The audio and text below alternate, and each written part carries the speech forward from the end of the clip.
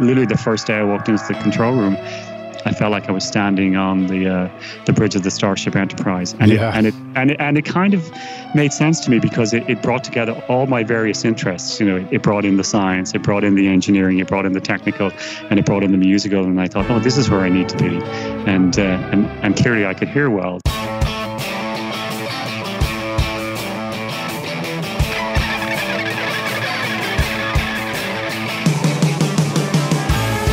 Welcome to Recording Studio Rockstars.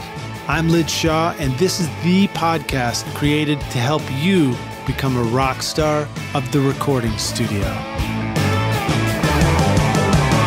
Hey Rockstars, it's your host Lid Shaw, and welcome to Recording Studio Rockstars, bringing you into the studio to learn from recording professionals so that you can make your best record ever and be a rock star of the studio yourself. My guest today is Kevin Killen. A multi-platinum producer, engineer, and mixer, Kevin is the recipient of many Grammy Awards and has recorded some of the most important albums of the past 4 decades. His extensive discography includes U2 Unforgettable Fire, Peter Gabriel So, Elvis Costello Spike, The Commitments, and a long list of amazing artists like Tori Amos, Prince, Laurie Anderson, Stevie Nicks, Ferry, Paula Cole, and Patti Smith. And just this year, Kevin took home a few Grammys for mixing YoYo Ma and the Silk Roads Ensemble's Sing Me Home, and for Best Engineered Album and Best Alternative Album for David Bowie's last record, Blackstar.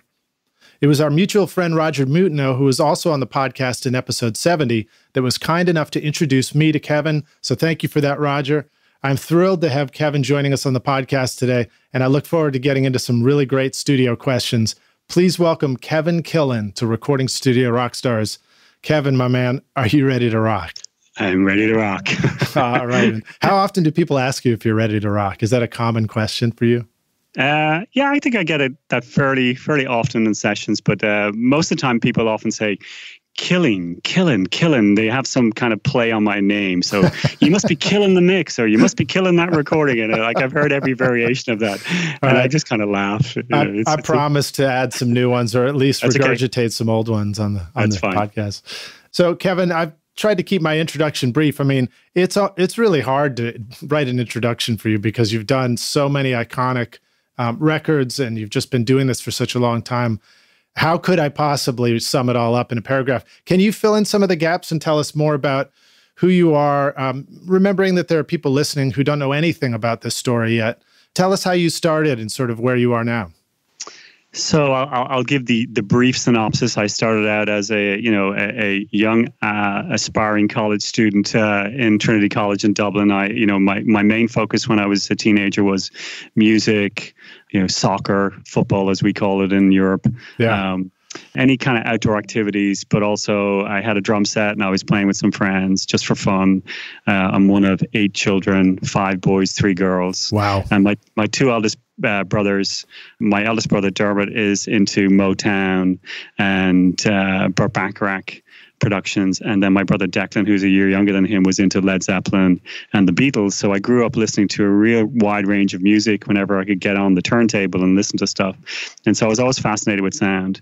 And just my physical appearance is that I have, rather large ears. And when I was younger, I used to get teased about it all the time, mercilessly, as the way kids can be. And at one point, my parents had pulled me aside and said, look, if it's a really painful experience for you, we'll have you have that operation and pin your ears back. And I thought, well, wow. No, I don't really want to do that. I mean, when you're younger, your head is disproportionately larger than the rest of your body. And so, and also, I was very quiet when I was younger. I apparently for the first 2 or 3 years, I didn't want to talk. I was capable of talking, but I didn't want to talk, so I would nod my head in response to every answer. And there was a I think it was an Enid Blyton book that was out there called Noddy. And my father, who's also called Kevin, said, I'm going to call Kevin Jr. Noddy. So that name stuck with me through high school. But Noddy's sidekick was this character called Big Ears. So, it had this duality to it that I thought was funny. But so anyway, as I was graduating out of high school, I thought I wanted to be an actual engineer, mechanical engineer, because my older brother is an engineer. And so I applied to Trinity College in Dublin. And the system there is slightly different than it is here in the US in that you declare your major as you apply. And, it's a point system. So you do your high school exams. They call them the Leaving Certificate in Ireland. And I got 30 points. And because they had a high volume of applicants that year, they increased the number up to 31. So I missed it by a point. And I was a little on the young side. So I went back and repeated. And then I applied again the following year. I got the 31 points. And yet again, there was a high number of applicants. So I missed it out because they upped it up to 32. Wow. And in that system, you automatically go to your second choice. And that, for me, that was natural sciences. And I was interested in the sciences.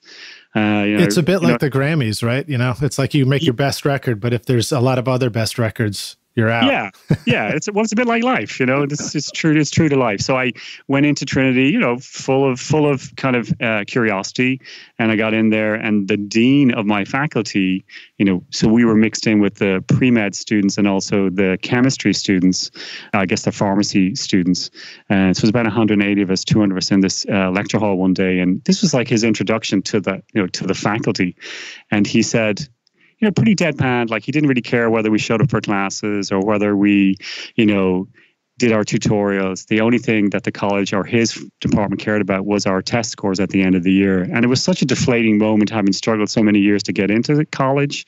At least college there is not as expensive as it is in the US, but it's still a considerable commitment. So I kind of left that tutorial thinking, wow, well, like, what am I doing here? Like, I aspired to do this, and now I'm not sure that this is the right fit. So it kind of definitely shook me, and I started looking around, and I spent 2 years doing that course. And towards the end of my second year, I finished my second year exams, but I also started looking for an opportunity for work during the summer months. And I had looked up recording studios in Dublin, and I went to this one little small studio, and they hired me, really just essentially as an intern. But very quickly, I became an assistant engineer, and I never looked back, and I never went back to college. And so, literally, the first day I walked into the control room, I felt like I was standing on the bridge of the Starship Enterprise, and it kind of made sense to me because it brought together all my various interests. It brought in the science, it brought in the engineering, it brought in the technical, and it brought in the musical. And I thought, oh, this is where I need to be, and clearly I could hear well. So so it just kind of suddenly it made sense. It was like that eureka moment, like, oh yeah, this is where I'm supposed to be. So it was great. Just think how many people would have been angry if you had pinned your ears back, or they would have been angry at that doctor for pinning your ears. They probably would have, yeah. It's a wonderful life affirming moment that somehow the thing that teased me most growing up became my one of my best assets as an adult. Well, it's interesting to hear you talk about not speaking. I immediately think, oh, you were a listener initially, and it reminds me that when I was in school, I often, was the quiet one when there was a lot of talking going around, and that happens now. You can hear I've got kind of a quiet voice anyway. And there is an element of just like spending a lot more time just kind of listening. Yeah. You learn so much when you listen. You learn how to listen, which is a skill in and of itself, how to listen through conversations, how to listen through a piece of music, how to follow the details.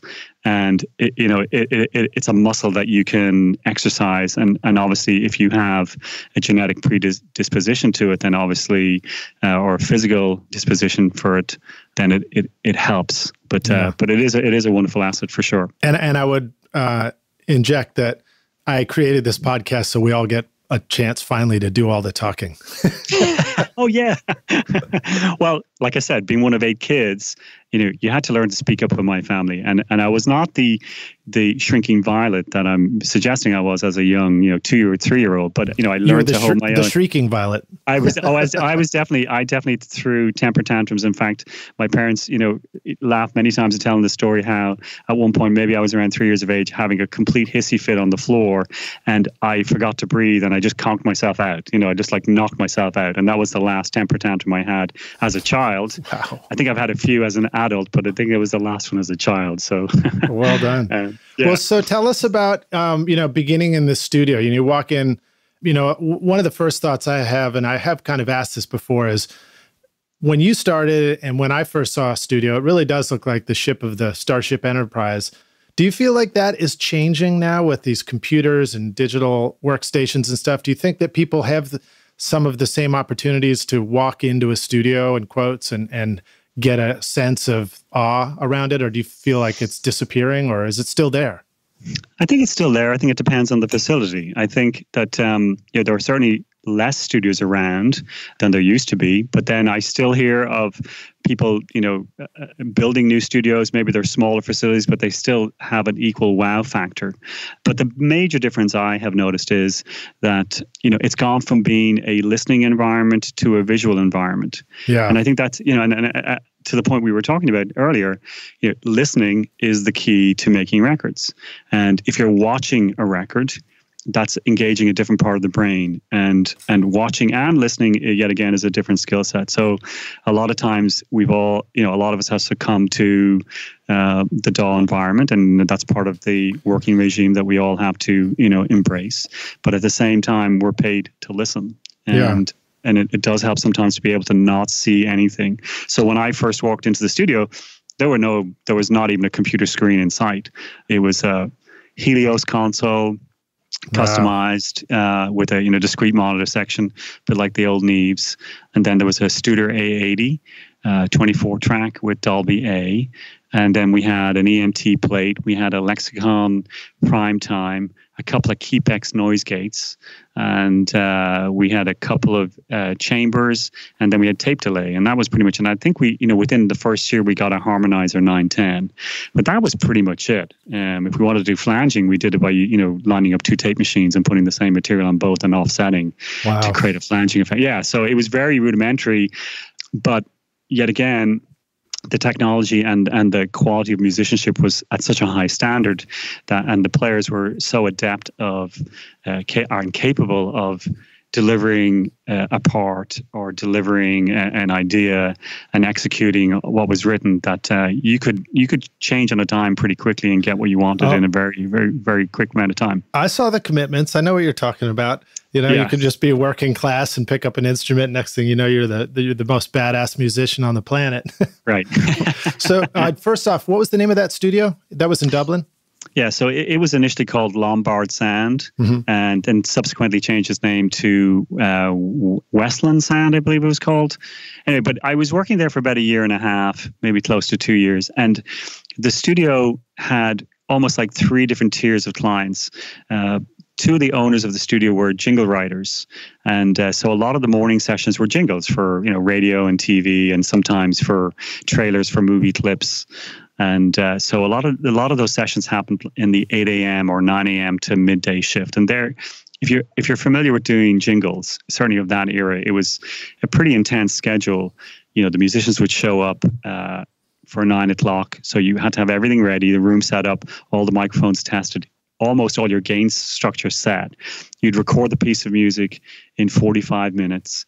You do a 60-second spot, maybe a 2-minute spot, then a 30-second spot, and maybe even a 15 and a 10-second spot in that period of time. Then they would leave. Then you would do whatever the principal overdub was, whether it was a voiceover or a solo instrument.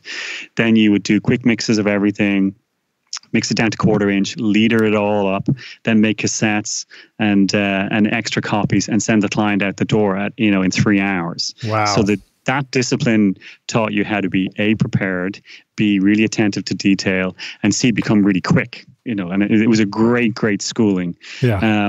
And then the studio would then allow typical album projects or singles projects from the noon or 1 o'clock slot till around 10 in the evening, and they'd be pretty much for labels and for major Irish artists and sometimes English artists coming over to work on projects there, and that they'd be a little less hectic, but yet again of a really high standard. And this is 1979, 1980, so the whole punk and new wave explosion had just occurred, and so everybody wanted to be in a band, and everybody wanted to make a demo tape and send it to a label and get signed and follow their dreams. So from the 11 o'clock to the 7 a.m. slot, the owners allowed us young assistant engineers and junior engineers to go out and fill the room for basically £200, which would be about the equivalent of $400 plus a reel of tape.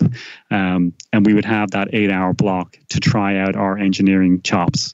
And so, you had the morning sessions, which were really distinctive and intensive. And then you had the nighttime sessions where you could try out all the things you witnessed during the day. And I got pretty good at figuring out how to work and how to become an engineer. I was still trying to understand the signal flow, but I was reading manuals. I was just asking questions. You had learned how not to blow up the speakers at night. I had, yes, yeah. Well, here's the thing. So I love volume as much as any person, but I like it at a certain volume. So I don't listen ridiculously loud. I listen at a reasonable level, and I can spend the whole day listening at a really quiet level and still find majesty in that, and find intrigue in that, and be totally satisfied. And it's great to turn it up. Like, I often feel that everything sounds great really loud, but it does sound really great when it's really quiet. And that's often the key for me. So I worked there for like close to 2 years, and one of the jingle writers became one of my clients, and I was basically just doing demos for him. So I did a demo with him one day. I had also interviewed at this other studio called Windmill Lane, which at the time was the premier studio in Ireland. And this is where U2 had done all the recordings up to this point. So this client, Jerry, went down to Windmill after he had worked with me at Lombard, did a session with the house engineer, Brian Masterson. And at the end of his session, he asked Brian, would he transfer what I had done in the morning time? So Brian takes the 1/4-inch reel, puts it on the tape machine, is listening down, and there's like 4 or 5 things that I had done, and he's transferring this to a cassette. And so Brian asked Jerry, like, who's the engineer? I know the name, but I'm not sure why I know. And Jerry said, it's this young engineer, Kevin. He seems really good. And Brian said, what's his disposition like? And Jerry said, it's great. He's really, he's patient, he's attentive, he gets on well with clients. And so Brian called me the next day and said, we might have an opening down here at our studio. Would you be interested in coming to work here? And I jumped at the opportunity because it was definitely an upgrade. I liked working at Lombard. The people were great, but Windmill had definitely a better clientele. They were, bringing in more international clients. So, one of the first sessions I got to work with was Graham Gould from 10cc, came in and produced a track for Gilbert O'Sullivan, and he brought in his engineer from Strawberry North, in this young, I can't remember the British engineer's name, but he was fantastic, and I just was like going, oh my God, there's a whole other level of engineering that I need to aspire towards. So, wow. It was a real eye-opener and ear-opener, and, technique as well as mic placement, as well as how to use the console, how to use mic gain, everything. It just is, yet again, I got a re-education in how to do this. And so I worked there for the best part of, I think it was close to 4 years at Windmill. And, I'd certainly built my own client base up, and myself and the 2 other junior engineers were really, at this point, we were, engineering quite a lot. The house engineer, Brian, said to us all, look, you guys are really good. You don't need to be assisting anymore. You need to be engineering full time. You can either stay here and try and bring your own clients, or, if I were you guys, I'd maybe go freelance and see what happens. Mm-hmm. And so the thought of being freelance in Dublin didn't really appeal to me. Not that I didn't love living in Dublin, but I thought, I'm 24, 25 years of age. Maybe I want to try somewhere else. So I had worked in the previous year, I'd worked with Jimmy Iovine and Shelley Yankis on the U2 Under a Blood Red Sky record, which they came to Dublin to overdub and mix on.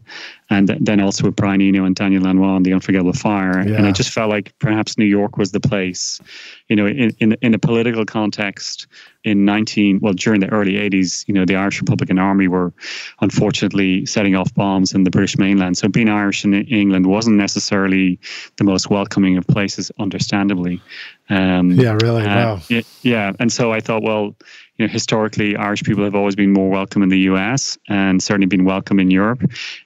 My French was reasonable, certainly not fluent. So I thought, hey, maybe I'll go to New York. So I had an opportunity to come to New York, and I took that, and that was the right move. Wow, what a great story! And so by the time we're at this point in your story, you've already made some pretty amazing records. With short time, I'd love to just kind of jump forward right into asking you questions about some specific things.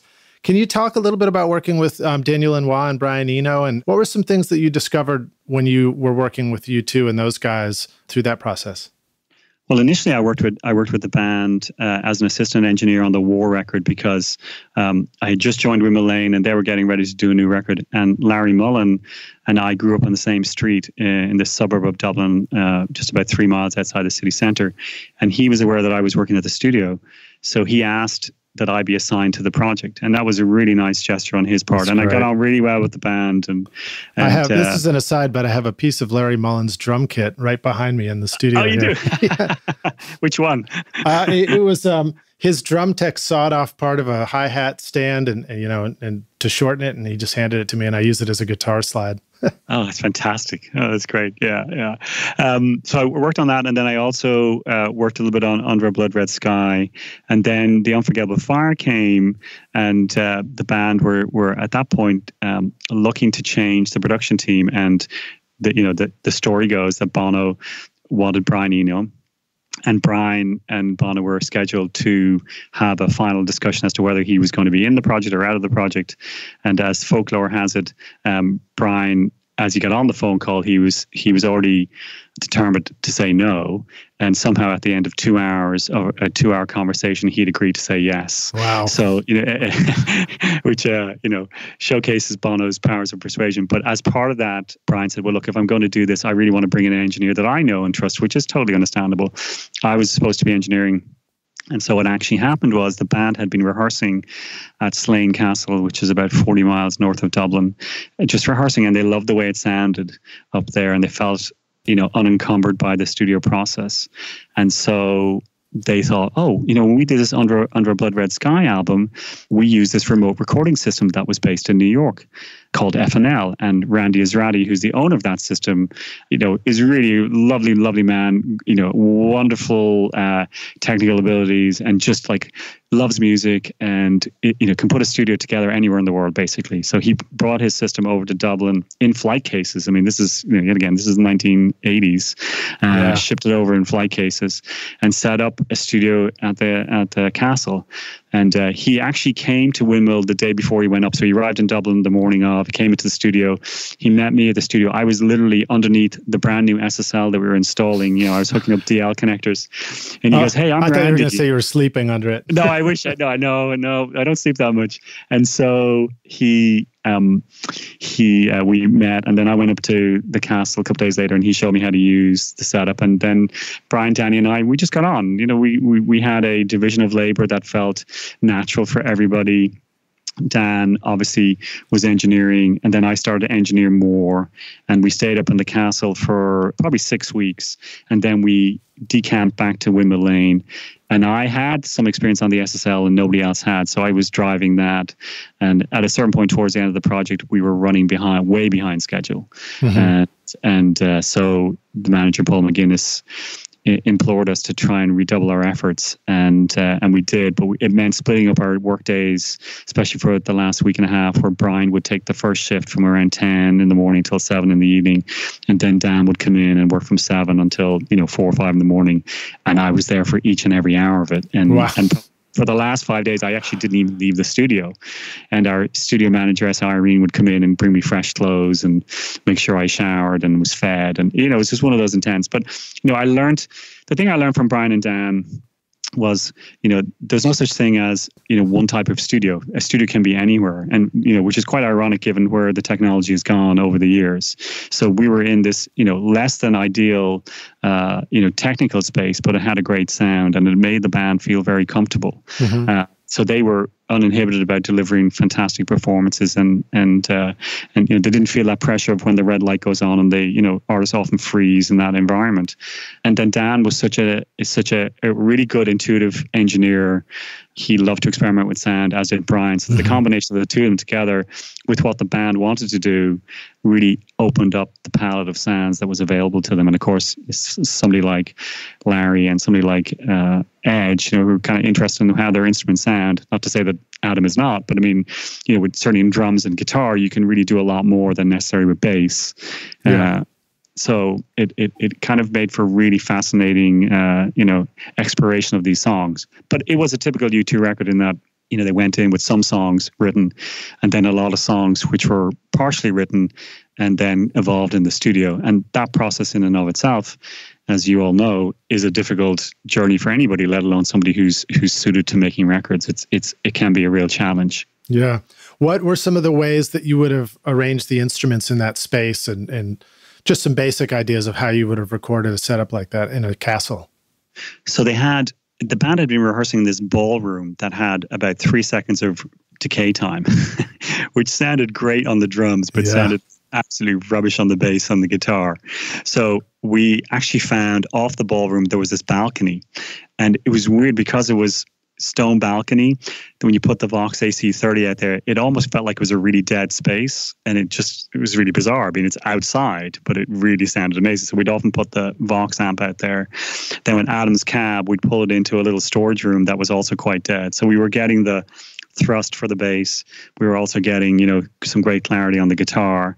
But then for Larry's drums, not on every song, but on certain songs, that more ambient tonality sounded really great. And we would often do the thing where we'd maybe find some gobos or some kind of blanketing to tighten the immediate sound around the kit to get a more direct sound from some of the close mics. But then we were using room mics, which really opened up the sound immensely. Yeah. So if you were to walk, be out for a stroll on the moors, walk by this castle, you would have just heard Edge's guitar blasting from the balcony up there. That's great. In fact, there's a documentary, I believe, called The Unforgettable Fire, and I think they actually have a clip of that very moment of somebody walking across and seeing the guitar amp on the balcony. Yeah. William Wallace was out leading the charge. Well, that's very cool. So let me, and I hate to jump around so much, but there just seems to be a lot of ground to cover. Let's jump to working with Peter Gabriel and doing the So record. I want to ask you right off the bat about recording his vocals and maybe just start there. Can you remember sort of where were you guys when you recorded that album and what was your approach to recording his vocals? There was a story that Jamie asked me to remind you of. He said he had heard something about a broken cable, a mic cable that caused the vocals to have some sort of extra high end or something. Is there any truth to that story? Absolutely. We recorded the vocals in the control room at Peter's studio at the time, which was in an old farmhouse called Ashcombe House that Peter was renting from a local farmer. And there was a main building of which we had use of the kitchen and the downstairs office space. And then we had bedrooms upstairs that we could have guests stay, and Dan and I stayed there. And then across the croquet lawn, there was a small rectangular building that originally had been a cowshed. The croquet lawn. I love that you were able to just drop that in there. Yeah. And so in the cowshed, which had been converted into studio, Peter had done minimal acoustic treatment. So the main area, the recording space, was quite lively. It had a PA in there and it had quite a big slap to it. And then the control room, which was separated from the live space by this little ante room, which was basically the tech space. Neil Perry, who was Peter's tech at the time, just use that space for cleaning equipment and correcting problems. You'd step up into the control room, and it was somewhat of a quasi dead space, the control room, but it was very rudimentary. But it had an SSL 4000E series of 56 input console and two Studer machines. One was a regular Studer A80, and then the second one was an A80 body, but all the electronics had been modified by a local, tech. And so those two machines were synchronized together with an Adam Smith synchronizer. And then there was a bunch of outboard gear from keyboards, Prophet 5, CP70, an emulator, a Fairlight, numerous guitars and basses and amps and stuff like that. And, Kevin, could I ask you this? Just for those who might not understand what it means to have two machines synced, why would you have two machines, and what did that mean to your production process? What did that give you guys? Well, normally what it would give is it gives you more tracks available. So a typical 24 track, you would have 24 tracks in which to put, musical parts. But if you synchronize two tape machines together, that increases the track count to 48. However, with that synchronization, you have to, give up two tracks, usually track 24 on each machine, to print time code. And then you really can't use track 23 because there's bleed between the tracks. So you can't put any audio on 23. So you get 46 tracks of which to put all your audio and production on. So it increases the track count essentially. And it uses this 24-hour clock called time code as a reference to tie the two machines together. And in most instances, it would be fine. However, in Peter's instance, they installed the synchronizer the day before the band actually tracked. Oh, lovely. And so there was a slight problem with the two tape machines. And I won't go into the details of that because it's too involved. But suffice to say, when I got involved in the project about 6 weeks later, they had multiple performances for each song spread across multiple reels, that if you started at the same spot, digressed apart and diverted apart from bar one to the end of the song. Wow. And so we had to figure out a way to pull all those musical performances back in and collate them and put them back on one reel of tape. So at one point, I convinced everybody that we should put everything on a 32-track digital machine, the Mitsubishi, so that we would actually have one unified master.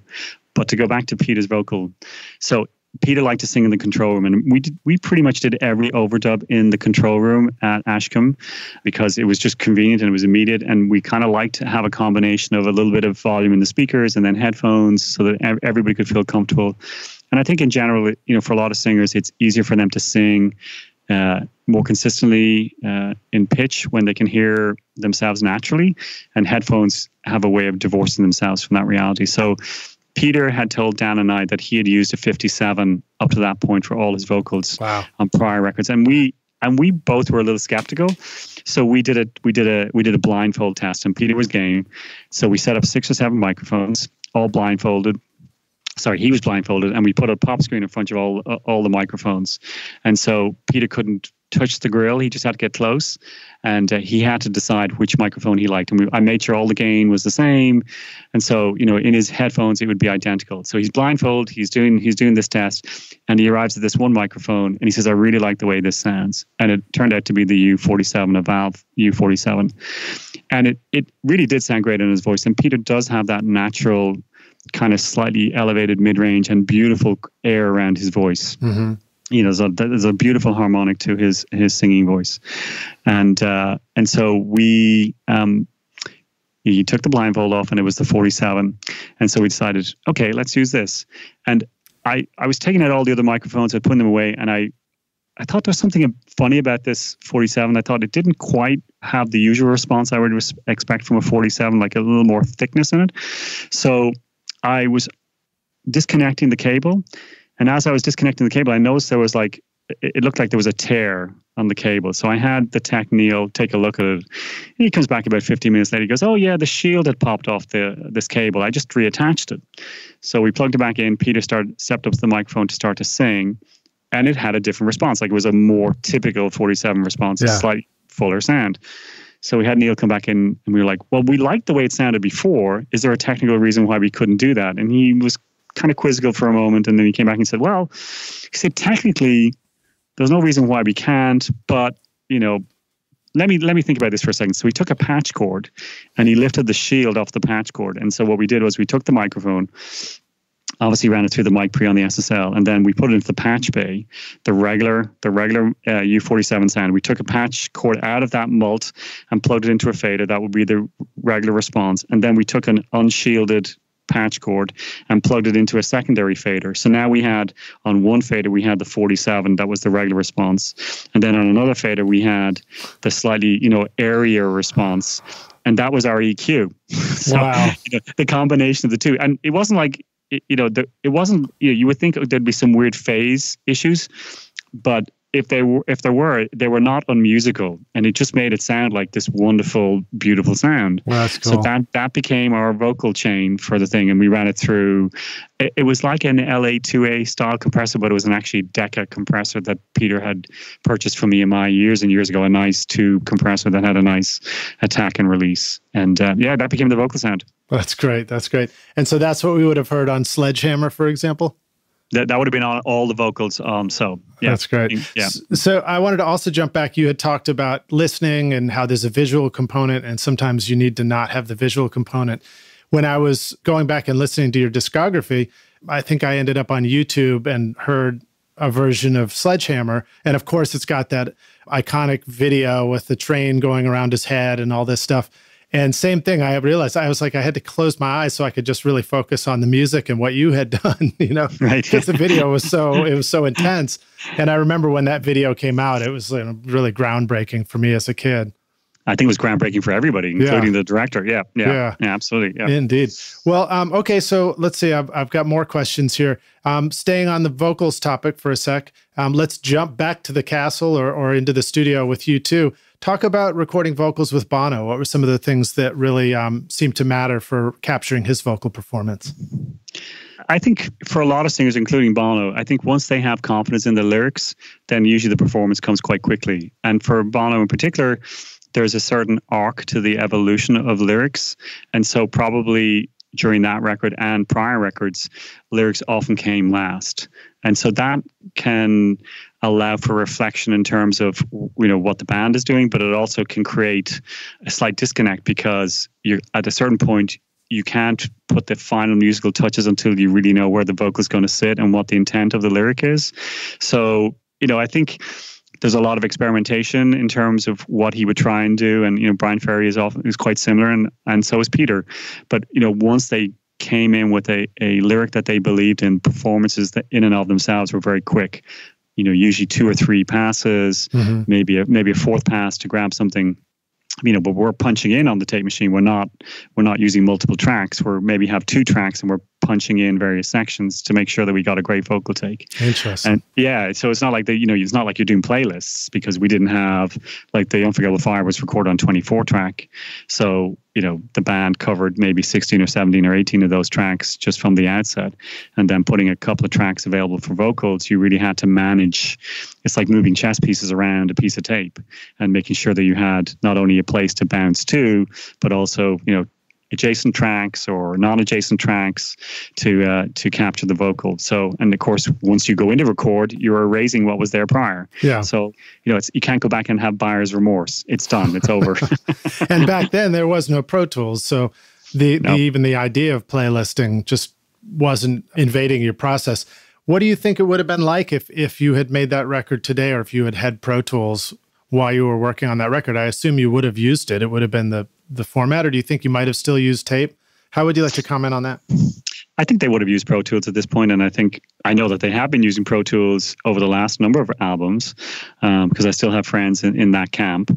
So yeah, I think they would. They've always adapted technology to suit their purposes as well as most artists have. Yeah, and I think that, you know, there's nothing wrong with Pro Tools.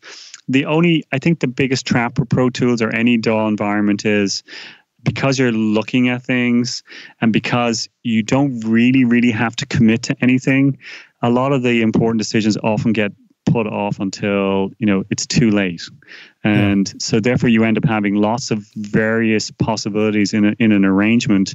And so when you get to the mix stage, it's often like, well, we could go this direction or we can go a complete tangential direction. And I know that's true with any piece of music, because certainly the whole remix culture came about from that idea of, here's a recording, let's completely warp it and turn it into something completely different. But when you're really trying to follow the arc of something and get the best recording of what that original intent was, I think it makes sense to commit to a sound and commit to an environment and commit to a presentation. And maybe you know, when you get to the mix, you're only leaving 1 or 2 things to be decided. Like, okay, do I have a little bit more bass, or do I have, you know, a little more drums? But it's not like, do I like this drum part? You know, right. You know, oh, I have this other loop that I can apply in. You know, let's chop it all up now. And it's like, then all of a sudden you're into a whole different thing. So I think that it alters the way people perceive the necessary intensity that is required to make a record in a defined period of time. Yeah. And it allows it to go on forever. And I don't think necessarily going on forever is a good thing for any project, because, you know, really, if you're good at your job and everybody has really applied themselves appropriately and they've brought the most musicality to bear on the project, by the time you get to the, you know, supposed end of the project, you've probably gotten 98-99% of what you all originally intended to get, and maybe you've even surpassed that. But then you could spend months trying to get that other 1%, and in that process you can lose so much. People forget it's a death by 1,000 moves. Right. Every little move changes the balance. So at a certain point, people are looking for perfection, but people don't play music like it's perfection. They play it because it's emotional and they're responding to the other conversations that's occurring with the other musicians around them. And that's, each time they do it, it's a different conversation. You know, and it's the question, which conversation did you like? Somehow it all sounds so biblical, you know. It is. It's the human condition, right? You know, this trying to achieve perfection and then losing something, trying to gain that last final percent. Right. And I think that's the thing with the Pro Tools environment or any DAW environment is you can fall prey to that. Oh, if we just change this one thing. But of course, it's cause and effect. Mm-hmm. And every time you change the focus on one particular aspect of the mix, you're bringing focus to bear on something else that maybe you never intended to, but you're so focused on point A that point B only reveals itself 6 weeks later in a different environment. You're like, oh my God, what was I thinking? Right. And then you feel like you made a mistake. And yeah. When in fact, you should just leave point B alone at that point, 6 months later. Yeah, probably. Or you should have left point A alone. For me, an experience of listening to U2 and Bono's vocals going, sort of more now, going back a decade or two to listen to an early record, was to realize that the notes don't always necessarily hit the pitch perfectly here or there, mm-hmm. but there's this intensive emotion that is what makes the whole thing work and what makes his voice so compelling. And I see that as a perfect opportunity to, when you're in the studio and you're doing playlists and you're trying to get things perfect, my ear gravitates towards being able to identify a pitch more quickly than being able to identify an emotion. Mm-hmm. So maybe that's one of the ways that stuff gets lost, is just because we can focus on this detail, but we miss the emotive bigger picture in the process. And I think especially for a band like U2, and I think it's true of a lot of artists, but especially true of them, when you go see them play live, I mean, they're the first band to admit they're not the most, certainly when they began and they were beginning to find their feet, they weren't the most technically gifted players. I mean, they were good players and a really strong unit together. But when you saw them perform in an arena or in a small club, when they were on and they were giving a compelling performance, it was like a religious experience. And even if you knew the material, I would often stand in the venue and literally every hair on my body would stand up, and because his voice was so believable and it drew you in and you knew it was real, and it wasn't this, there was an authenticity to his performance, even if he didn't quite hit every note. But I have to say his pitch is really excellent, and but there's a quality in his voice when he's sometimes struggling to get a lyric out. Maybe he's a little bit hoarse on the night, and maybe even hoarse in the studio. And there's that thing, you realize here's somebody just giving their all. Right. They're totally immersed in this piece of music, and they're bringing you in, and you're leaning into that piece of music. Whereas now I hear a lot of music, and it's pitch perfect, and it's it's timed correctly, and it doesn't feel as interesting to me. Yeah. It's almost like wallpaper. There's this veneer on front of it, and it's all perfect, but where's the soul? And I know that that's a very ephemeral thing, but a lot of people, there's a reason why we often go back and listen to the records from earlier decades and go, wow, listen to that, like that's really special. But it's not perfect by any stretch of the imagination, but it was real. And it's all, and I think making records is about capturing a moment in time. And that's what you strive to do. Aspire to capture that moment. And what was the intent? And did you capture that moment? And did you surpass the moment? And if you did all of those things, then that's the record. And it is an audio snapshot of that little, opportunity and execution of that opportunity. And then, even inherent with all its flaws. Everything else thereafter, when you try and perfect it, it kind of loses its emotional draw. I agree with you 100%. And it was something that I sort of discovered learning how to use Melodyne and learning how to tune vocals. I would have a performance of a vocal that hit me a certain way. And sometimes when I would go in and tune it and try and, make it sound like pop radio or something, I'd come back and listen, and it seemed to be missing the emotion. And it occurred to me that part of the emotion is hearing the human struggle of going for something, which means you hear the beginning not quite there, and then you arrive and you just touch the pitch of the note. And when something is tuned, it goes there effortlessly, straight to the note, and then goes to the next note, and it sounds a little bit effortless. And I think that's what I noticed is just like it's not trying as hard. Yeah. And it's what we're all used to hearing now. If you turn on any radio station and listen to song after song, everything is almost pitch perfect and timing perfect. And yet again, I can't listen to that anymore because it feels like it's just wallpaper. And I'm sure that's unfair to a lot of artists out there who are doing really, really wonderful work. But I think that we've forgotten how to listen. And it goes back to the earlier point, listening to something that has this emotional content. And I did a project with an artist in the UK recently where Ethan Johns was producing And we did it at Real World, which is Peter's new studio. And we set the band up in a circle in the live room. And in fact, the control room was actually in the live room as well. We just set up little gobos, and we would wear headphones when the artist was performing. And we captured something that was really magical. And it was a little bit of a stretch for the artist because he had been used to making records using, sequencers and the DAW environment. And he loved it. I mean, he really felt liberated from this. He felt like, I don't have to pay strict attention to time or to pitch. And yet again, it wasn't perfect, but it had this beautiful emotion to it. And it really captured him as an artist, because if you go see him live, this is exactly how he sounds. And, the question then for the label was, do they release it as is, or do they tweak it to a point where, it's perfect? And that debate is still going on. So, it's a struggle. And of course, like, if you follow that naturally, you go see artists now, and the technology is so available that a lot of artists are using their own reinforcement and playback systems to kind of bolster their live performance. Yeah. And, I want to go see an artist, and I want to see the humanity on stage. I mean, that's what makes somebody like Springsteen so compelling. I didn't get it until I went to see him live. But when you go see him live, you go, oh my God, this guy is leaving it all on the stage. 3 hours, 3+ hours every night, every song. He believes in every word and every stroke of music that he plays. So great. And, and it's so fantastic to see. And I know a lot of artists do it as well, but I don't want to go see choreography.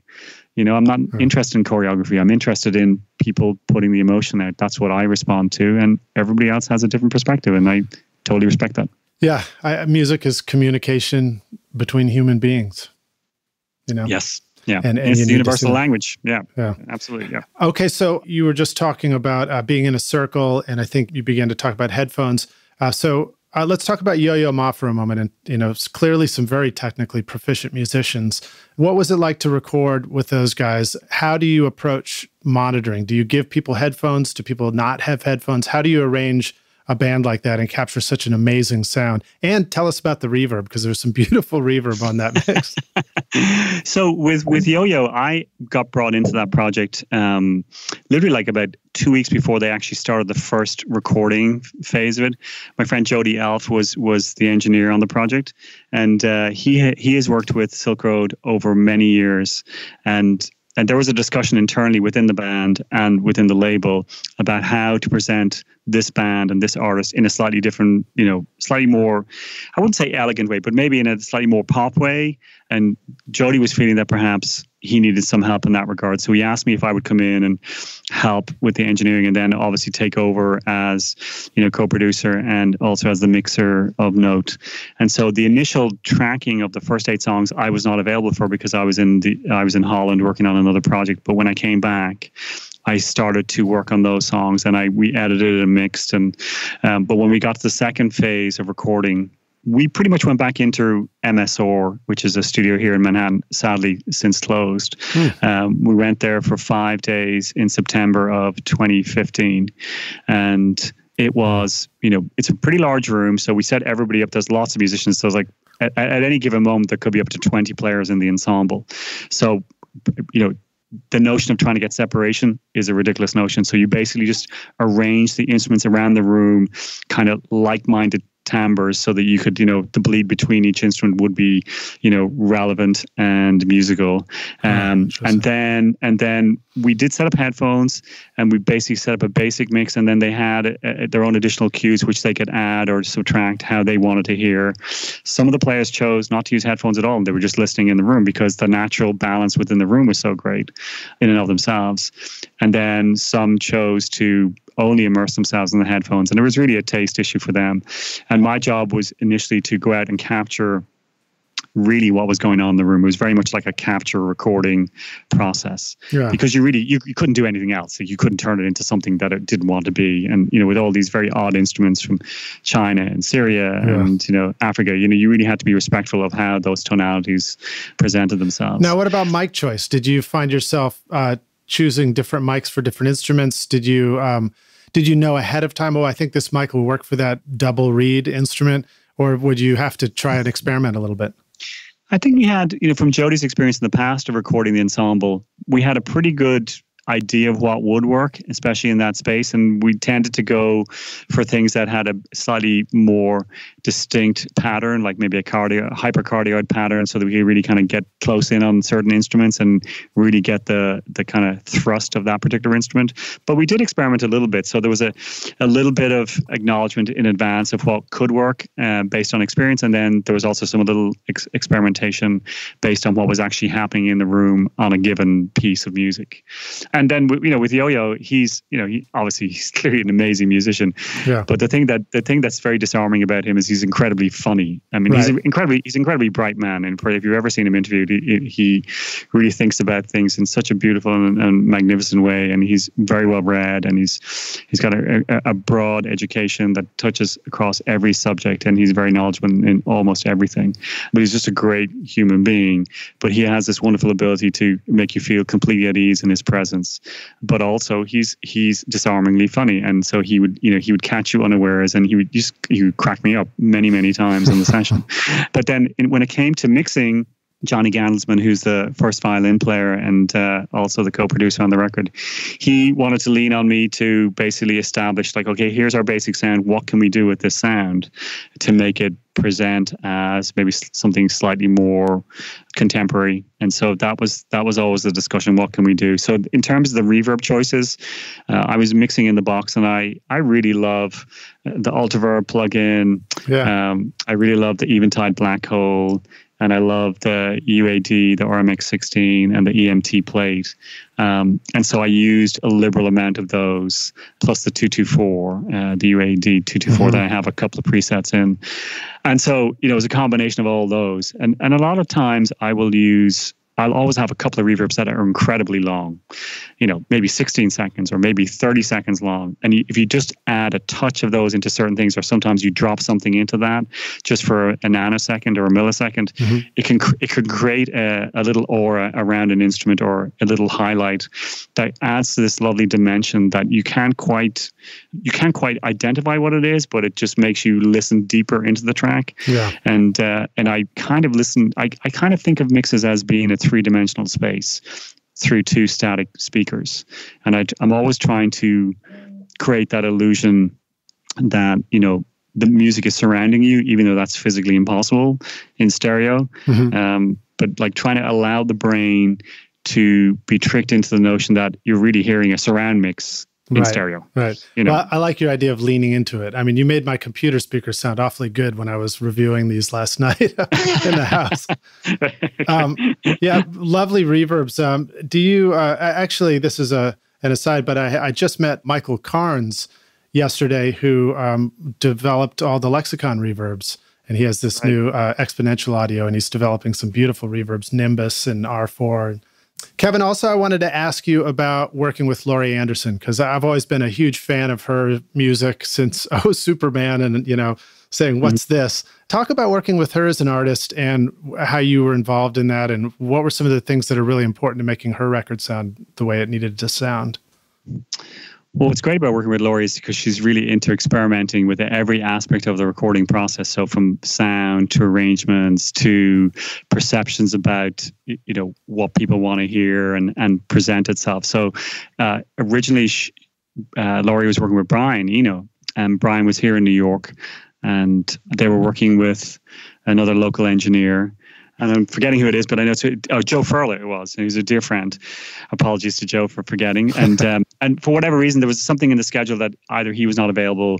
And so Brian called me up and asked me if I would just substitute for a week. And so it was right around Christmas time, prior to Christmas. And so Brian and I and Laurie and a few of the musicians, Greg Cohn and Joey Barron, we convened at her studio, which was in her loft down on Canal Street.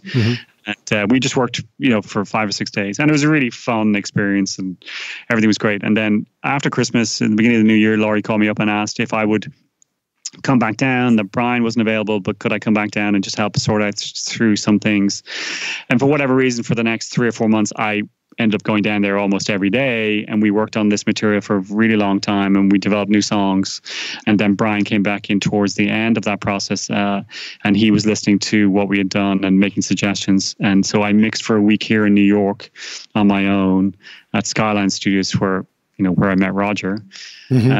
and then Roger Mutno, and then we went to the UK where we worked at a studio in London, and we worked there for about 8 or 9 days with Brian, and we experimented with mixes and remixed stuff and tried a whole bunch of new things, and then came back and I mixed again on my own, and that's kind of how the record came together. But what was great about Laurie is the fact that she was open to any idea, any sound, any possibility. So there was always this wonderful idea. You went in every day and you thought, what are we going to make a sound of today? And you'd pick up something that was sitting around and you go, that's an interesting sound. I wonder if I put that through the harmonizer, what it would do. And I wonder if I put it through this effects pedal. So she was always looking for like a sonic palette to be inspired, to help her kind of write lyrics and set the right emotional aspect of the record.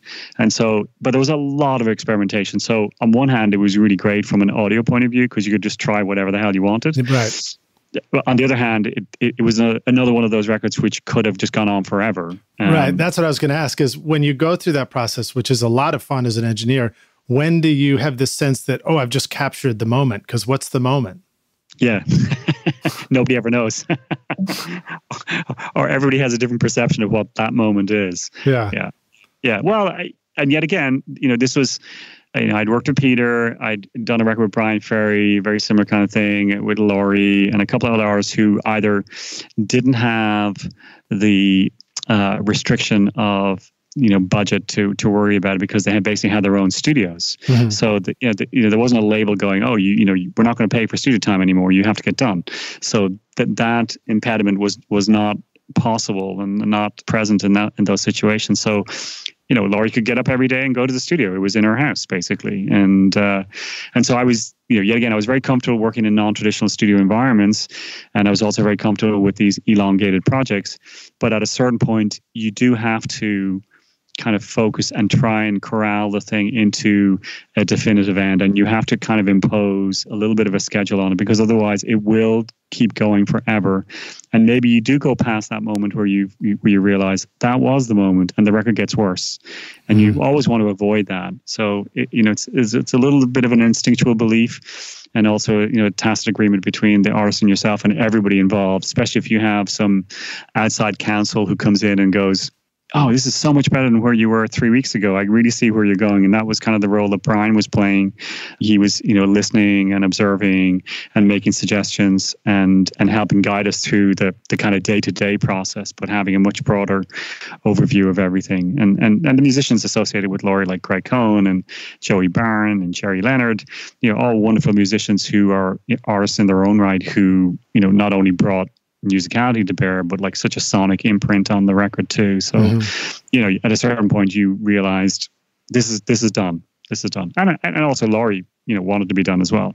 And at that point, Laurie had just started dating Lou Reed. And so Lou was often around, observing and passing comment and, good observations. And he was a trusted sphere of influence in that project.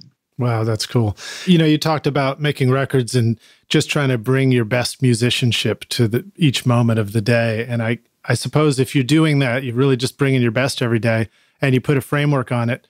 At any point that you stop, it's going to be great. You're going to create something that's great. You hope. Yeah, you hope. Yeah. Well, I think that, and in those days, it was the normal protocol to make cassettes at a certain point in the process.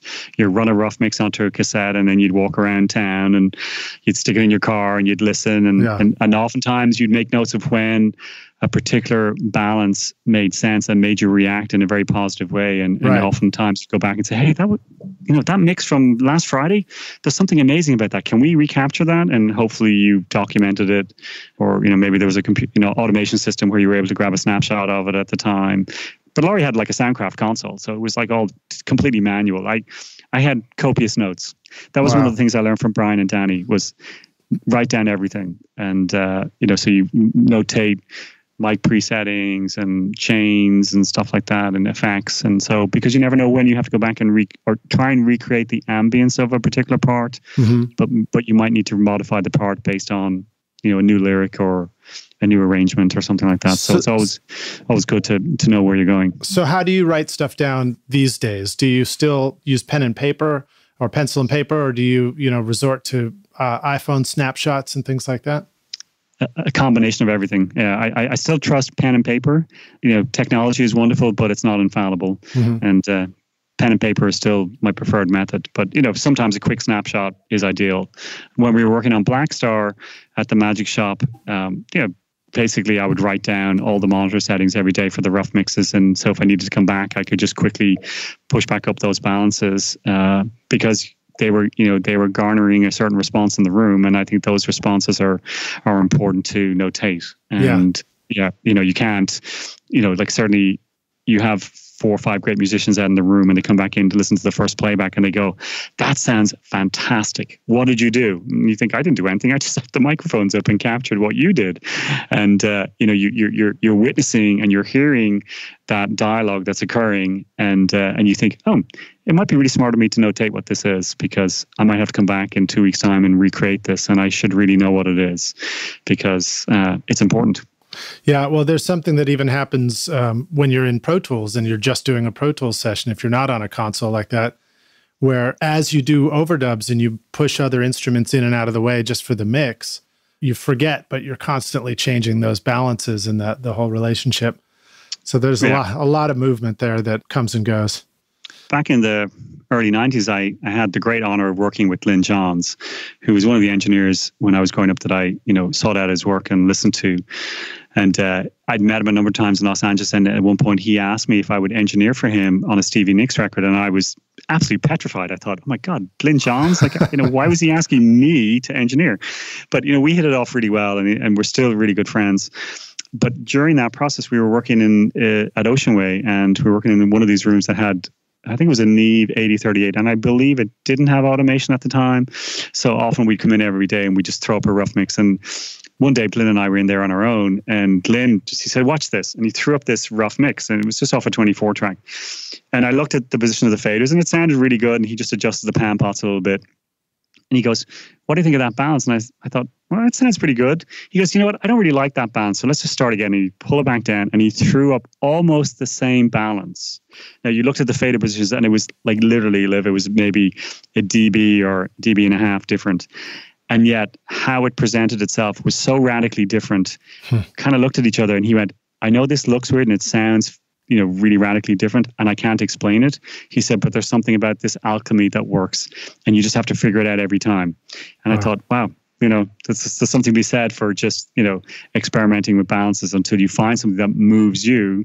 And because we all hear in a slightly different way, isn't that what the beauty of mixing is? Like certain people like to hear, a certain amount of mid-range or a certain amount of bottom or a certain amount of top. And we all hear that slightly differently. And how we perceive space around an instrument is different. So, I love listening to Chad Blake's work. And I think, oh my God, listen to Chad's work. I mean, it's astonishingly great.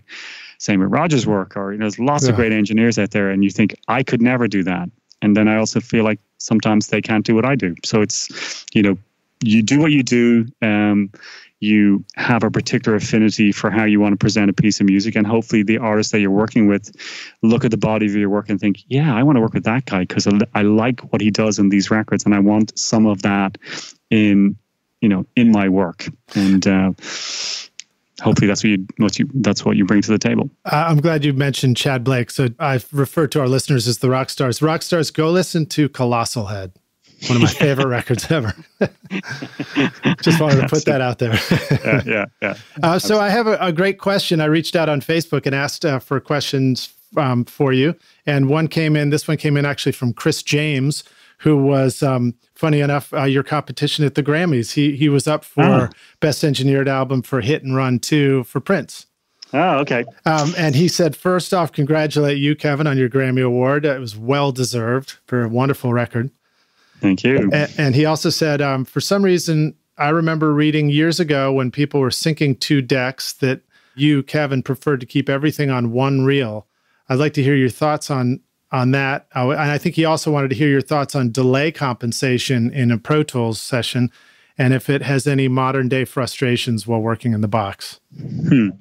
Well, yes, I do have a preference for working on one machine, and it was born out of, ironically, working with Peter on So. We had, as I alluded to earlier in the interview, the Adam Smith synchronizer and the 2 Studer A80s, they were mismatched technically, and it created a lot of problems. So I just at a certain point, I felt like we were spending too much time dealing with the technical issues, and I just wanted to record. And so I felt like the only way I could clearly do that was to be unencumbered with synchronization. And since I had already had perhaps 5 or 6 years of experience of only making records on a 24 track, and that had worked pretty well up to that point, I thought, why do I want more tracks?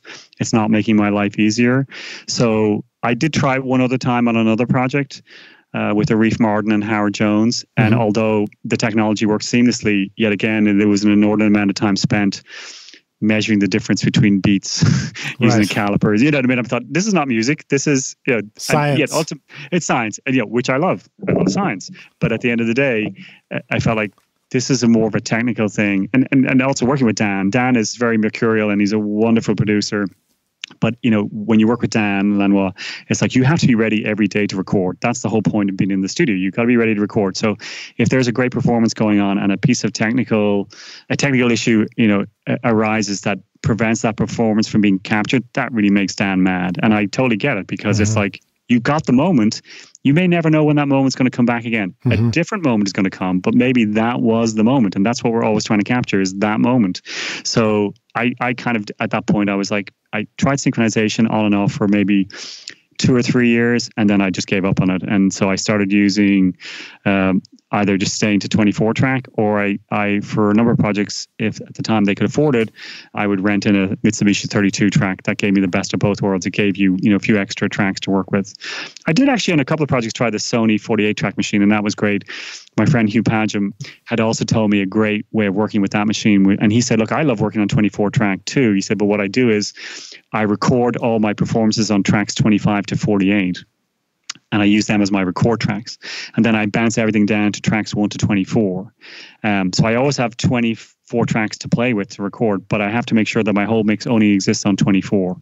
And I thought that was a very clever approach to it. So he gave himself the opportunity to have everything on one tape machine, but he limited the scope of tracks available for the final master. And it forced them and the production into making decisions. And I thought, smart man. Yeah. Very smart. Yeah. That's kind of where I was going when I was asking you about syncing the tape machines with Peter Gabriel, was this idea of maybe using one as a scratch pad for all these musical ideas and bouncing them down to the other tape or anything like that.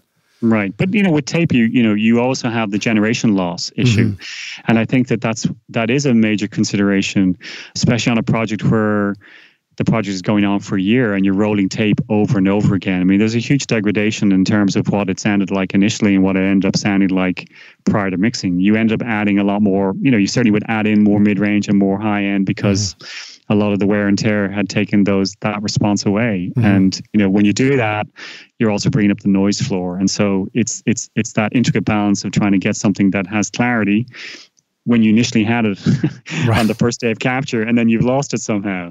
So the advantages of working in the digital environment is that what you capture is what you get. And unless there's a complete, technical failure of that piece of hardware or software, then it's the ones and zeros are always the same. Yeah, awesome. So, I'm glad you just said technical failure of the digital world. So that is Chris's other half to his question. Talk about delay compensation. Let's talk about the technical failures of the digital world and Pro Tools or any DAW that you run into. What are some considerations?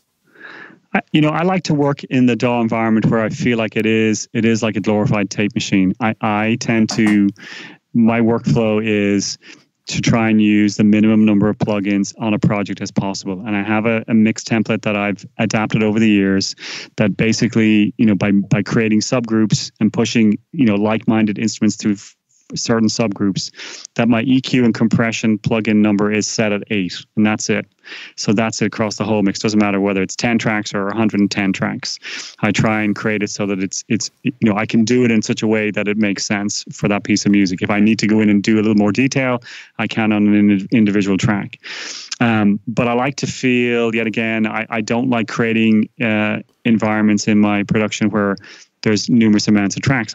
I will layer things up, but then I'll bounce stuff down so that background vocals are on 2 and maybe 4 tracks. And I like to impose restrictions on myself. So when I get to mix, I'm really spending the majority of my time mixing and listening and not worrying about bussing and, you know, trying every available plugin that's out there, even though there are some incredibly great plugins. Yeah. But yet again, that's kind of losing yourself in the weeds. And I feel, yet again, from my way of listening, I want to move relatively quickly, and I want to get to a point where I feel like the mix is captured the spirit of the recording, and it's gone beyond that a little bit, and it's really speaking in a particular way.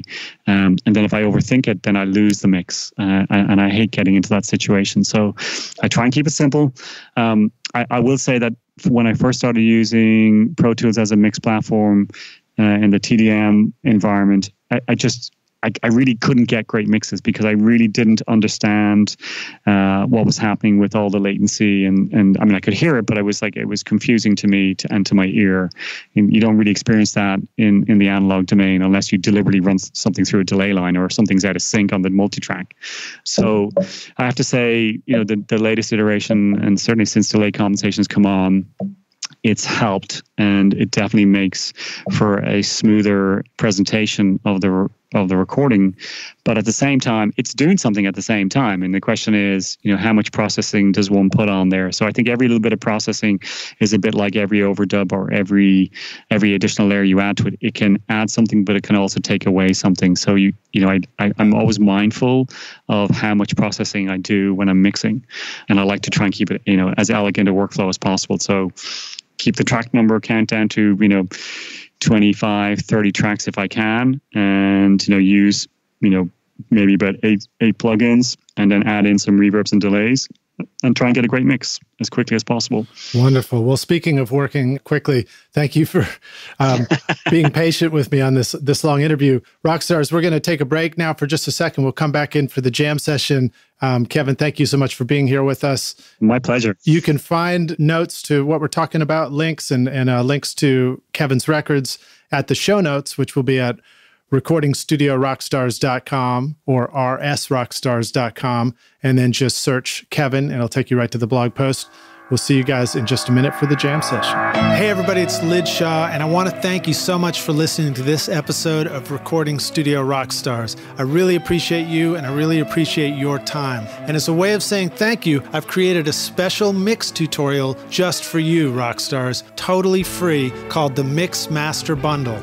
With it, you get over 2 hours of detailed videos watching over my shoulder as I mix a song in my studio. Plus, I give you the free ebook that explains how I recorded the tracks. And you get downloadable multi-tracks so that you can practice your mixes, including the Pro Tools session file, using nothing but stock plugins in Pro Tools, all of which you would find in any other DAW, whether you're on Logic or Studio One or Reaper. Maybe you're struggling with trying to improve your mix technique, or maybe you just simply don't have access to multi-track files or can't record a full drum set in your studio. I wanted to give you a chance to create your own mixes from full drum kit, bass, and guitars recorded in my studio. The song is called American Winter, and it's off my instrumental record Skadoosh, and it's all available for you totally free right now. All you need to do to get it is text Mix Master Bundle to 33444, and I'll send it directly to your email. Again, that's Mix Master Bundle with no space to 33444, or you can go directly to mixmasterbundle.com, enter your email, and I'll send all the files directly to you. Thanks so much, Rockstars. We'll see you guys in the jam session. Cheers. Rockstars, we're back now for the jam session. My guest today is Kevin Killen. We're going to jump in here. Kevin, are you ready to jam? I hope so. All right, cool, man. Tell us, when you started out in recording, other than having your ears potentially pinned back, what was one of the biggest things that was holding you back? I have to think about that one for a second. Jam session, quick. Think of it quickly. You know, because I'm a good listener, I was letting other people question my decision. And so, you know, intuitively, I was sure that I was making the correct decision, but I had a lot of family members and other people just saying, "Are you sure this is what you want to do? You can't go back to college at a later point." And so it cast a little seed of doubt. But I knew that as soon as I went in that first day, it was the correct decision for me, and history has borne that out. Nice. And do you feel like that transition to your actual studio efforts too, where as you were developing your own taste and production style, that it took a moment before you could kind of own it? Oh, absolutely. I actually still have a cassette of the very first thing I ever did with my friend. And the first evening I recorded him there was a drum machine and bass and a little bit of guitar. And I listened back to it the next day with the chief engineer at the studio, this engineer by the name of Philip Egley. And we were with the client. And I was so proud of myself that I'd managed to get the audio from the studio through the console to the tape machine and back again, that I'd forgotten all about, in time, in tune, with feeling. And so, there was sound coming out of the speakers, but it was really bad sound. But I was thrilled.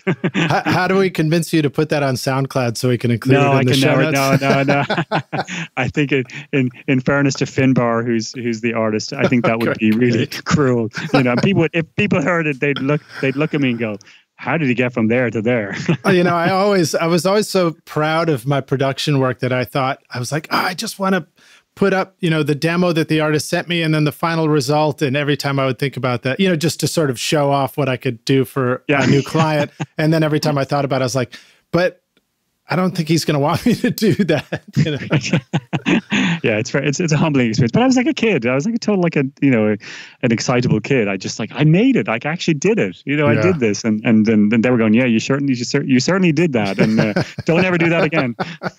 It's not too late to pin your ears back. Exactly. Or maybe you should consider going back to college, Kevin. Okay. Now, how about sharing with us some of the best advice you received? Dan Lanois and Brian Eno suggested that instead of trying to be a master of multiple abilities, focus on one thing first. So in my case, they said, "Kevin, become a really good recording engineer. Do that first before you think about being a producer, before you think about being a mixer." And in the context of the era where I was coming up, it wasn't really segregated like that. You were pretty much a recording engineer and you mixed the projects you recorded. So it was very timely advice. I really spent my formative years trying to become a really good recording engineer and understanding that discipline. As a consequence of that, because I was mixing my own projects, I started to listen to how to become a good mixer. And generally speaking, that evolved over time, but it certainly wasn't something that you were really good at from day one. It evolved. So that was really timely advice, because at the time I was doing a little bit of everything. I was recording, and then, with local projects in Dublin, I was trying to produce, and, I wasn't really ready to produce.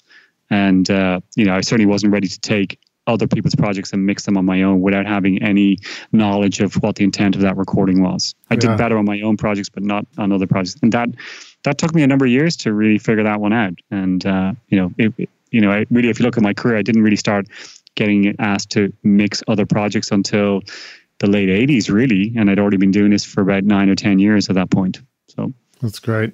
Well, I always notice that as we learn how to do stuff and we hear things, the more we know, the more obvious things are to us. But before we learned it and knew it, it wasn't obvious. There was no way you could do it until you go through that process of learning. Absolutely. And in fact, I think if I think of my workflow now, I use less processing now than I ever have done when I was a young engineer. I probably used too many microphones when I started out, too much EQ, too much compression compared to what I would do now. And it's not because I'm lazy. It's because I understand, mic placement better, gain structure better, the environment in which we're working in better. All those things have been accumulated over time, and, witnessing what other people do and talking to other engineers who I admire, and eventually arriving at a consensus that I think, oh yeah, you don't always necessarily need to reach for, this piece of gear or that piece of gear. You often make the best record you can in the environment you find yourself in. And, you can't be worried about, I don't have my favorite piece of gear. So what? If you got a 57 and a great sounding mic pre, you can make a great sounding record. That's great. Okay, so now how about sharing a recording tip, hack, or secret sauce, something that the rock stars could take to their studio today on their next project? mic gain structure. That was something I learned from Glenn Johns. So when we were working on Stevie's record, he showed me that on that Neve console, stepped gain on the mic pre, and he would bring it up. You'd make the mic pre really hot, and then when you heard the first instance of distortion, you would back it off 2 clicks. So that would give you anywhere between 10 and 12 dB of headroom, and then you would adjust the level on the fader to the tape machine or to the DAW. And his viewpoint and his experience that had been borne out at that point for almost 25 years or 30 years of recording when we worked together, was centered around the notion that if the microphone was really kind of hot and sensitive, it would pick up all the wonderful nuances of the instrument. And that's something that I've learned from him that I've employed ever since, just making sure that gain structure is correct in the beginning. And if it is, chances are you probably won't need to use a lot of EQ, and you probably won't need to use a lot of compression. That's great. It is such a true thing. There is this concept that things that are louder sound more appealing to us. In the mastering stage, you sort of learn that not to be fooled by that if you just simply turned it up, it would also sound louder. But somehow in the mic pre stage, you really do have to get it just loud enough for the mic pre to actually sound the best. Correct. Yeah. And then the other thing I learned a couple of years later, we're working with Burt Bacharach on this Elvis Costello record, was his ability to be able to come in with a fully formed arrangement on day one of tracking, and then for the rest of the project, he's actually removing parts of the arrangement and stripping it back down, which is contrary to the way most of us think about making records. It's like you think about, okay, we just keep adding stuff to it, and he was more about taking stuff away to create the space for which that particular motif or that particular line stood out and made you want to listen in a little bit more and made you want to hear it again and yearn for that thing again. I mean, it was such a wonderful experience. And also with him, when we went to mix, he was the first person I worked with where the vocal went up first, and then the piano or whatever the main harmonic instrument was that was supporting the vocal. Because as he maintained, and it is absolutely correct, when you're dealing with a vocal intensive artist, the vocal is actually telling the story. So why wouldn't you start with that and create the space? So that was back in 96. And so 20 years later, that's how I approach mixing now. I always start with the vocal and bring in the main melodic instrument. And then usually the last thing I put in are the drums. And I'm a drummer and I love drums, but I totally get the space. I used to build my mixes from drums up. Now I do it the other way around. Well, I'm still trying to learn how to do it the other way around. Drums are just so much fun as an engineer. Yeah, it's true. So speaking of vocals, it reminds me, listening to Blackstar, there was a great thing you did where you could just hear David on the microphone getting ready to sing. And it's really, you hear like the kind of shuffling around and the breathing. And was that sort of a really intentional move? I don't remember. I apologize for not having written down which song it was. I don't remember. I don't remember off the top of my head which one it was. But David went out and tracked with the band. So literally, the band would come in every day. We knew what songs we were trying to capture that day. They would literally go out and do one pass. He would listen in the control room, and the usual was wonderful. And then he would go out, and they were literally all in the same room. The Magic Shop was not a very large studio. Wonderful sounding room, but not a very large recording space. So they were all live in the room. David was on a SM7 and maybe about 10 feet from the drums. Wow. And so, part of that is just that whole ambience, that, the spill between the instruments. And, David elevated the band's playing and the players elevated David's performance, and they really fed off of each other. So, we were in record, before they picked up their instruments. So there's probably just something about that particular moment that appealed to everybody. We just left it in. Yeah. Well, and that's what's cool about it. I mean, it's one of those moves where first assumption is, I better clean up the vocal track before the singing actually starts. But, right. You chose the opposite, which is not only am I going to leave it in, but I'm going to make it this featured intro to the song. At least that's the way it struck me. Well, that's really more kudos to Tony Visconti and Tom Elmhurst, because they ultimately mixed the record. I did all the tracking, and David and Tony redid some vocals towards the end of the process. But that's great. Yeah. But pretty much the record sounds, the finished record sounds very much like the tracked record, maybe with a little more detail and a little more ambience and stuff. And they did a great job. That's cool.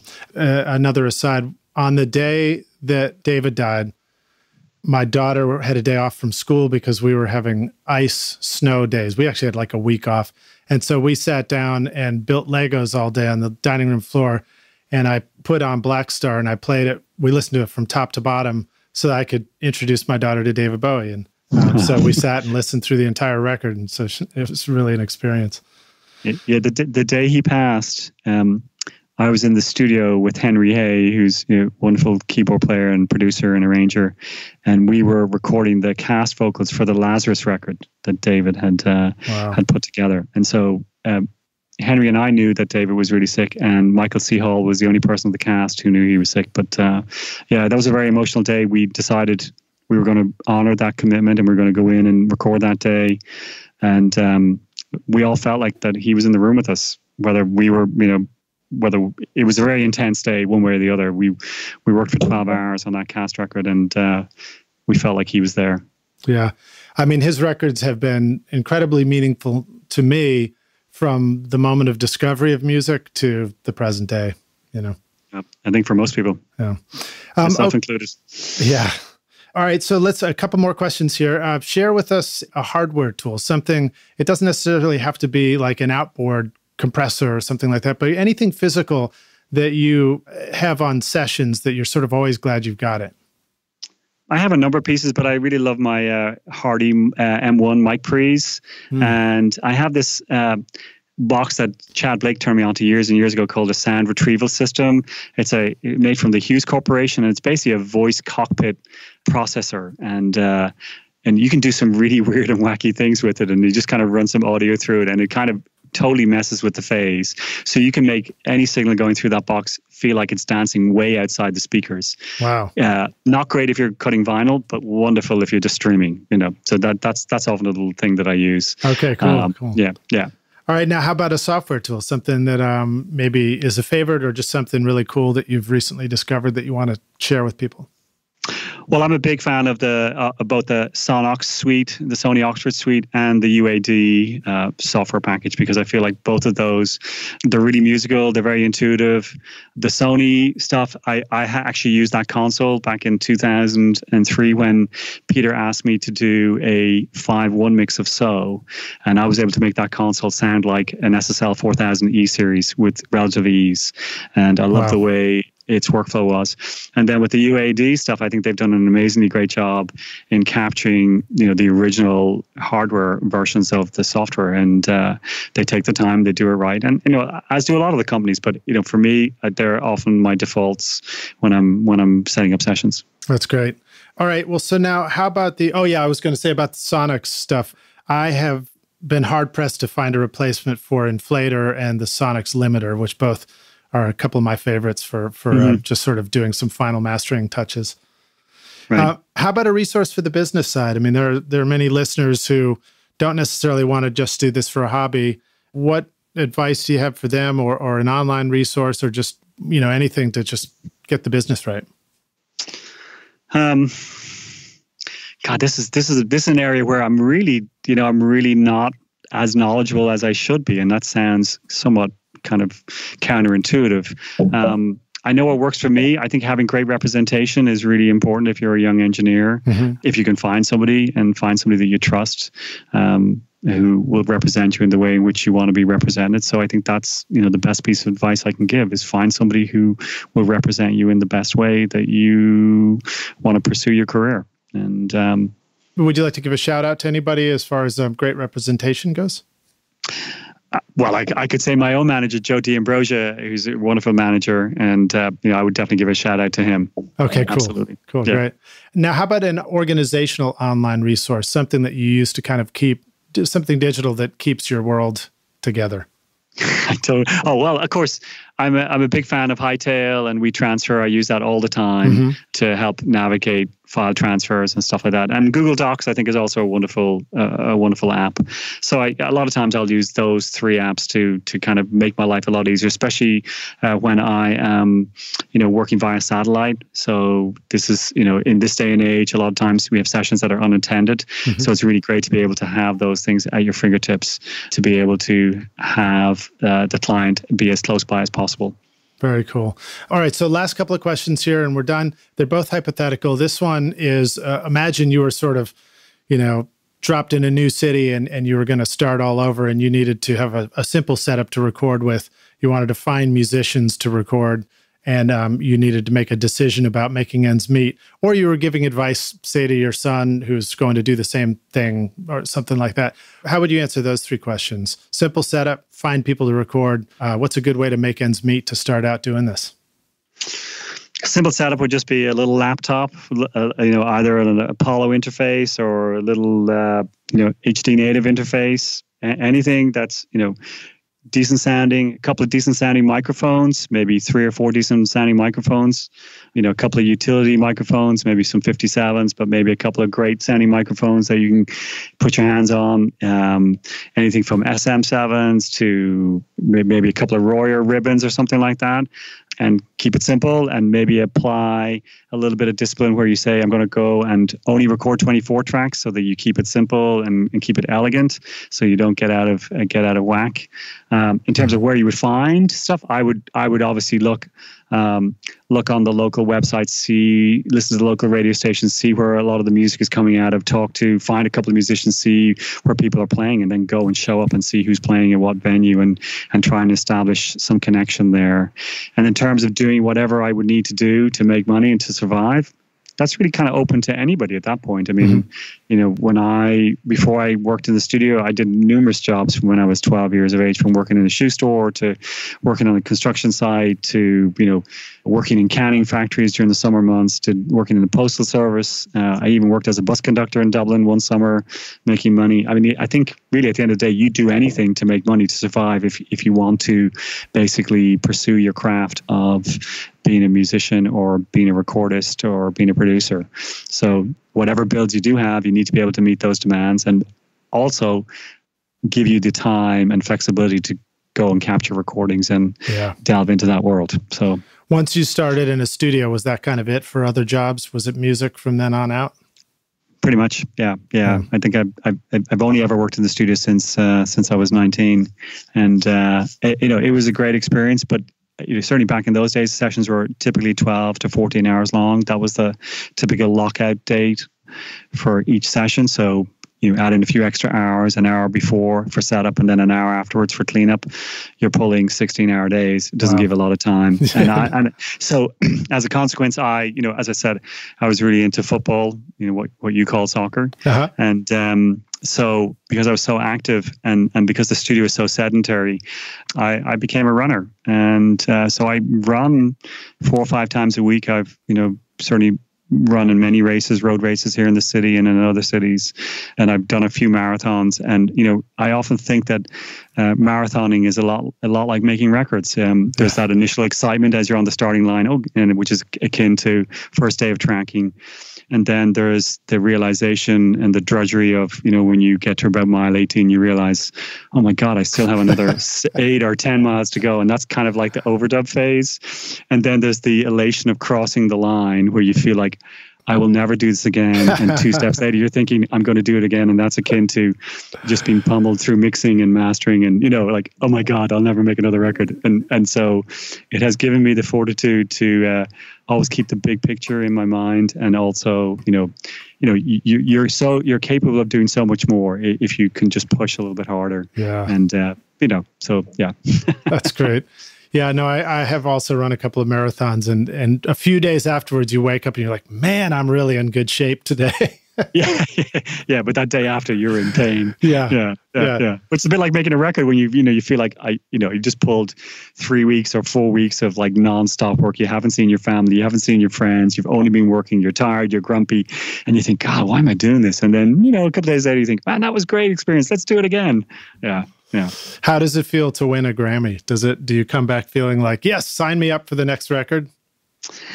I have to say it was a very surreal experience. Ironically enough, I was nominated in that category a number of times, and I've attended the sessions, and I've never won, and that's fine. I mean, I think it's such an arbitrary thing, but it was a really nice honor. I have to say, it's a very humbling experience.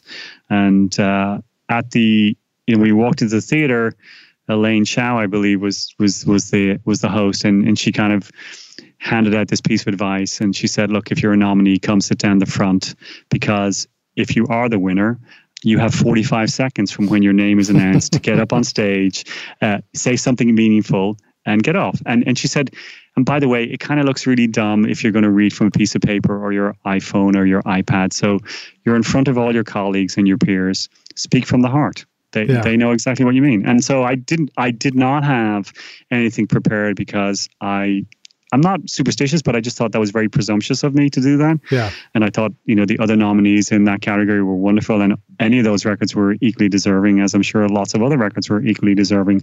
So I sat there with my son Shane and Joe D. Ambrosia, and I was kind of in on the fifth row, I was in there on the fifth chair. So when they called out my name, I kind of blanked for a second, and Joe and my son Shane were like, "Dad," my son was going, "Dad, get up there," So I kind of made my way up there, and I'm thinking, what do I say? And Joe Laporta had come up from the other side. He was the mastering engineer, and I didn't see him. So I'm kind of talking, and I turn around just, peripherally, and I thought it was Tom Elmhurst, and I said, "Oh, and Tom here did a great job mixing." And of course it was Joe. And I'm like, you don't really know what you're going to say. Yeah. So it's a very surreal experience. And, it's not that like I'm a Luddite. I do enjoy technology, and I've embraced technology right through my career. But I don't do the social media stuff because I feel like it's just one more thing to manage. And I feel like I'd rather manage the things that I'm passionate about, which is, making the records I make and, indulging in the other passions I have, with friends and my activities and my family. And so I went off stage, and they take you backstage, and you go on this little odyssey. So people don't really know what happens backstage. So you come off stage, they take the Grammy away from you because they need them to hand out to other people. And then you sign a waiver, and then they do an interview, and then they take some photographs with another statue. And then they ask you if you want to go to the media center. And so the media center is actually in the Staples Center. So you go through all these tunnels. Anyway, long story short, you basically come back out of the Staples Center. And Joe and I came out, and I realized I'd left my ticket and my phone on my seat. So, how am I getting back in to the Nokia Theater? And so I had in my pocket, I had the envelope, which said, and the winner is. So we went up to the security guard, and I said, I know it's going to sound really weird, and we're dressed up, in suits and stuff. Yeah. And I showed to the security guard. He goes, "Oh, okay, I'll let you back in." So I went back in, and I sat down, and I had missed. My son had texted me in the interim and said he just wrote down two for two, and I didn't really know what he meant. So in the interim, Johnny Gattlesman had gone up and accepted for Silk Road, so I'd missed his whole thing. I didn't even know he was in the room, even though I knew he was attending. So I came back down, I sat down on my seat, I picked up my phone, and literally it didn't stop vibrating for about 15 minutes. People were texting. My son had posted something up on Facebook, so I was getting all these Facebook notifications and, iMessages, and it is overwhelming. It's like, wow, I really people are paying that much attention. And so you literally have your 15 minutes of fame, and and you kind of bask in that glow, and it's a lovely feeling. But then the next day you're right back at work, and you're back to doing what you do and what you love doing, and it's a great experience. I hope that all the engineers out there get to experience it at some point. But at the end of the day, it's not the reason why we do why we engage in making records. It's the beauty and the craft of making records and transporting people and going above and beyond the call of duty to make an artist, beam with joy or cry with joy when they hear your finished record that you've worked on for them on their behalf. I mean, that's really the joy in making records, and it's a wonderful honor, and I'll treasure it for the rest of my life. And yeah, I feel very humbled by it. What a wonderful story. Well, Kevin, last question. This one is hypothetical too. We're taking the Wayback Time Machine, studio time machine. You're going to go back and you're going to find young Kevin with his ears sticking out and go tap yourself on the shoulder. And you turn around and say, "Older Kevin, what are you doing here?" And you say, "Well, I've come back to give you this one bit of advice. Here's the single most important thing you need to know to be a rock star of the studio yourself one day." What would you tell yourself? Keep listening. Keep listening. Keep listening. Yeah, I probably would say, I mean, one of my regrets, and it's still something that I aspire towards, is not being good enough to read music, and maybe as I said at the outset, I was, playing drums, and I realized when I went into the studio that I didn't necessarily have the kind of ability to become a session player, and that my skill set was more leaning towards that of an engineer. But I still miss the idea of perhaps being a musician myself. But I don't confuse that with what I do on a day-to-day basis. But part of me would think it might have helped me at certain points if I had developed those part of my skills as well. But then again, both Brian and Danny had said to me, concentrate on one thing. And that was part of the juxtaposition that I found myself in as a young, adult trying to navigate the studio world. So yeah, I think keep listening. Yeah, keep listening. That's wonderful. Thank you so much for being with us on Recording Studio Rockstars, Kevin. You're very welcome. What a pleasure it is. What a pleasure to hear from you, Thank you. It was a really, really, really fun experience. I hope people enjoy it. Tell our listeners know how they can follow you, find out more about you. I guess they won't be looking for you on social media, but maybe there's a website they should be looking at.